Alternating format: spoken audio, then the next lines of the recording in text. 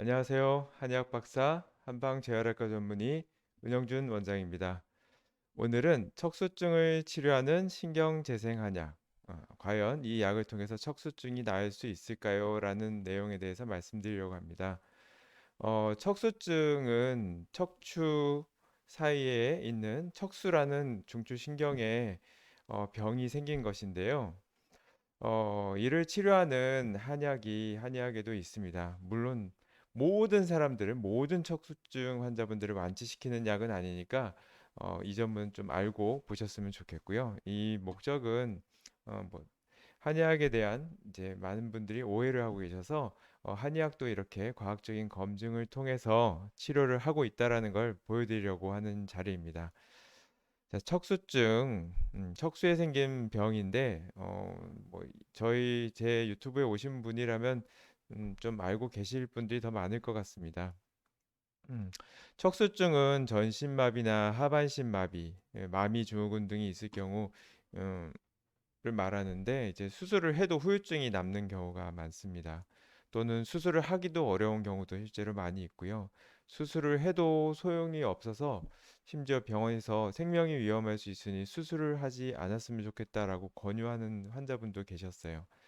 음, 하지만 네, 대부분의 척수증은 수술을 해야 하는 경우도 많고요. 이제 한의학 치료는 수술을 하지 않도록 하는 치료도 있겠지만 많은 경우 수술 후에 후유증으로 남은 것들을 잘 회복시키는 데 더욱 목적이 있습니다. 병원에서 하는 재활 치료 받는 중에도 한의학에서 사용하는 신경재생 한약을 병행하는 경우들이 상당히 많이 있고요. 저 역시 10년간 한양방 협진을 하면서 척수증 환자분들에게 양약과 한약을 병행 치료하면서 많은 효과를 볼 수 있었습니다. 음, 이 한의학적으로 하는 신경재생 한약이라는 것은 제가 임의로 이름을 붙인 건데요. 쉽게 말하면 한약 중에 신경재생 효과가 있는 것들을 말씀드리는 겁니다. 신경을 재생하거나 추가적인 손상을 방지하는 효과가 있고요. 한번 예를 들어 볼까요? 이 환자분은 목에 디스크가 심하지 않았음에도 불구하고 척수증이 생겼던 환자분입니다. 화면으로는 정확하게 잘 보이지 않으시겠지만 하얗게 척수가 변색이 된 걸 볼 수 있었고요. 뭐 흔히들 멍이 들었다고 얘기도 할 수 있죠. 어, 이분은 이제 상하지의 근력 저하, 팔다리가 근력이 저하되고 목 쪽에 척수증이 있을 경우는 팔다리 근력이 저하되는 경우가 많습니다. 감각도 저하가 좀 되셨고 저림과 통증도 있으셨습니다. 발병한 지 한 달이 지나지 않아서 바로 신경재생 한약을 복용하셔서 그 덕분인지 자연 회복이 상당히 잘 되셔서 수술 없이 무사히 치료가 됐던 환자분이신데요. 수술을 굳이 하지 않았던 이유는 디스크 자체도 심하지 않았고 완전 마비도 되지 않았고 50%가 채 마비가 되지 않았기 때문에 한약을 처방을 해볼 수가 있었습니다. 병원에서도 수술이 크게 의미가 없을 거라고 한 점도 수술을 하지 않고 한약을 처방하게 된 큰 이유이기도 하고요.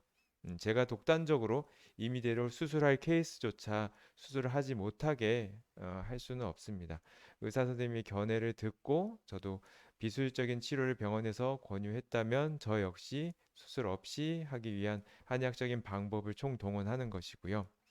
이렇게 목에 디스크로 인한 척수증을 치료한 예도 있고요. 뭐 자연 회복이 될 수 있는 분들이 약을 통해서 훨씬 더 빠르게 또 훨씬 더 후유증 없이 치료된 좋은 케이스라고 볼 수 있습니다. 아래 환자는 또 그거와 달리 좀 심했던 환자분이신데요.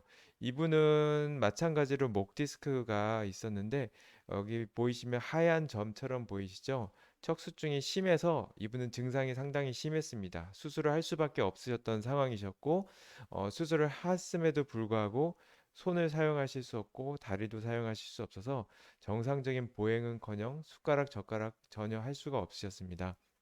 병원에 오셨을 때도 큐케인 그 바퀴 달린 커다란 이제 보조기를 이용해서 어렵게 아주 부자연스럽게 겨우 들어오셨는데요. 한의원에 작은 문턱이 있는데 그 문턱조차도 넘기 힘들어 하셨던 분이셨습니다. 병원에서는 재활치료 열심히 받으라고 하고 특별하게 해줄 수 있는 거는 없다고 하셔서 한방적인 치료를 위해서 저희 한의원에 내원하셨는데요. 음, 한의학에서 이런 손상된 신경을 재생하도록 도와주는 한약들을 씀으로써 생각보다 환자분의 예후가 좋았습니다. 물론 신경이라는 것은 상당히 오랜 기간 회복이 필요하기 때문에 일반적인 통증 질환에 비해서는 오래 걸렸고요. 그리고 마찬가지 환자분은 재활 치료도 병행을 하셨습니다. 운동 치료를 주로 하셨고요. 그러면서 동시에 가끔 모셔서 침을 맞았지만 대부분은 이제 한약을 복용하셨습니다. 복용 후부터 부자연스럽게 남았던 대소변 마비도 회복이 되시고 팔다리 근력이 상당 부분 회복이 되기 시작하셨습니다. 내후 한 달 간격으로 한약 처방을 했는데 한 달 지날 때마다 어, 보조기가 달라지셨어요. 나중에는 가벼운 지팡이만 하게 되셨고 또 시간이 지나서는 멀쩡하게 두 다리로 걸어오게 되셨고요. 손도 연필이나 숟가락도 잡을 수 없었는데 어느 날 숟가락이 된다 하시고 나중에는 젓가락이 된다 하시고 음, 한 2년 정도 꾸준하게 복용하신 기간은 1년 정도 안 되셨던 것 같고요. 간헐적으로 꾸준히 나름대로 복용을 하셨는데 총 한 2년 정도 복용을 하신 걸로 기억합니다. 음, 그리고 환자분께서는 다행히 몸이 상당히 남이 봐서는 되게 특별하게 느끼지 못할 만큼 회복이 되셔서 젓가락질, 뭐 글씨 쓰기, 골프도 가능하셨어요. 그리고 꾸준히 환자분은 운동도 하셔서 계단 운동으로는 한 100층 정도까지도 한 번에 올라가실 수 있을 만큼 근육이 회복되셨습니다. 음, 이 한의학적인 방법이 뭐 제가 처방하는 것이 저만의 방법이라고 볼 수는 없고요. 현대 한의학에서는 이런 연구들을 많이 합니다. 뭐 다양한 실험들을 하고 있고 임상적인 뭐 연구들도 하고 있고요.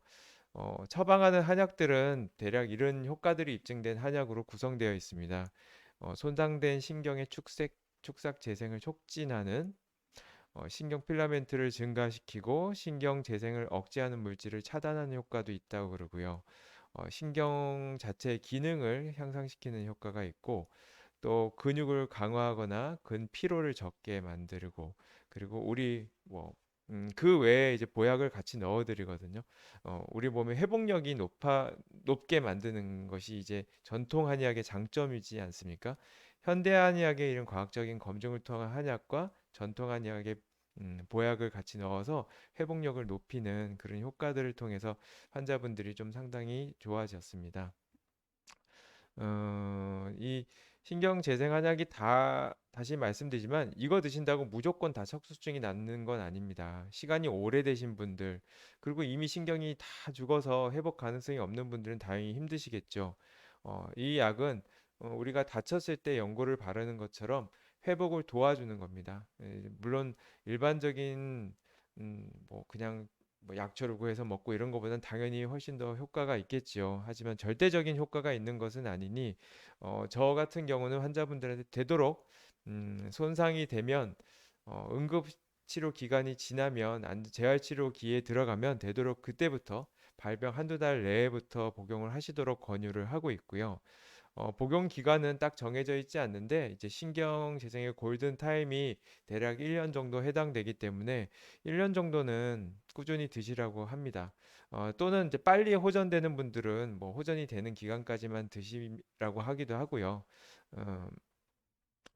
어, 이런 한의학적인 치료 자체가 뭐 저만의 주장은 아니고요. 이제 보건복지부에서도 작년부터 의료보험 사업이 시범 사업이 시작됐는데 첩약 보험이 가능한 세 가지 질환 중에 두 가지가 마비 질환입니다. 이와 같이 복지부에서도 보건복지부에서도 건강보험심사평가원 이런 곳에서도 정부 기관에서도 한의학의 이제 마비 질환 치료에 대한 상당히 긍정적인 효과에 대해서 다 알고 인정하고 있는 것이고요.